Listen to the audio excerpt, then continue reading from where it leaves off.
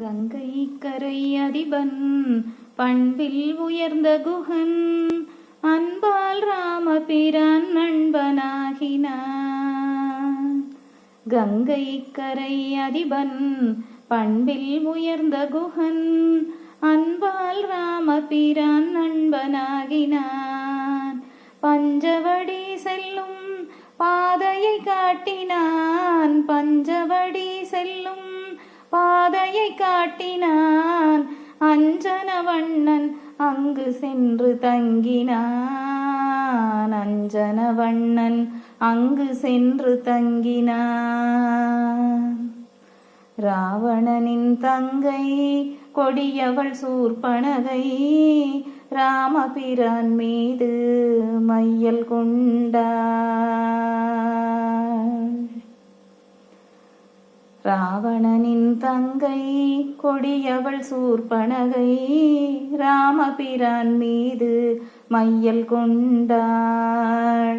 கோபம் கொண்ட இளையோன் கூரம்பாலவளை மானபங்கம் செய்து விரட்டிவிட்டான்.